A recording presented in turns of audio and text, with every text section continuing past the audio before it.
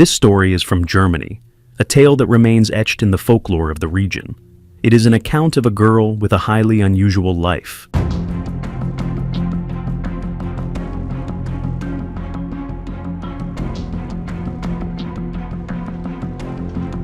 In the village of Mittlingen, Germany, a broken-down house was home to 3 or 4 siblings who lived with their relative, Andreas.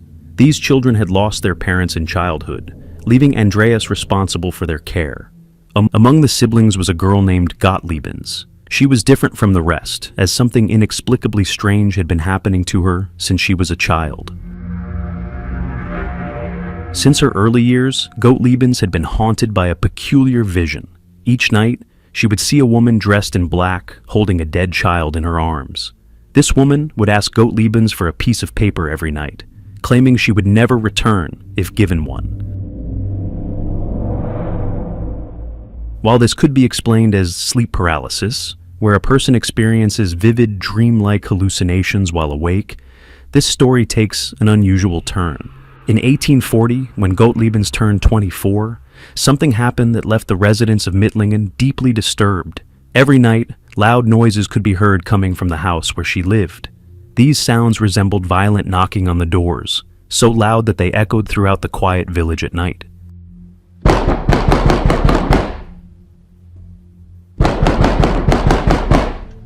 On the other hand, 24-year-old Gottlieben was becoming increasingly aggressive. She would often attack her siblings without any provocation, leaving them terrified and forcing them to keep their distance. Her siblings were at a loss, unable to understand what was happening to her. This continued for 2 years. In 1842, her family decided to perform an exorcism on her, believing that a demon might have possessed her body and hoping to expel it. They called upon a man named Johann Christopher from another town, who claimed he could cure people affected by evil spirits. According to the story, when this man arrived at their house, Gottlieben began clawing at her own eyes upon seeing him. She started screaming at him in an unknown language that no one could understand. Witnessing her disturbing behavior, the family decided to move her to an empty house in the village, fearing that she might harm someone. That same night, the knocking on Gottlieben's house began again, echoing far and wide across the village.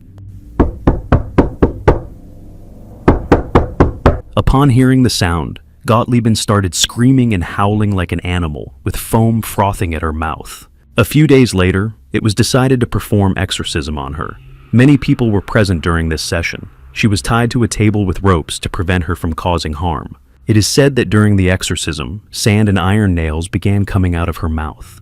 Not only that, but she also started speaking in 10 different languages.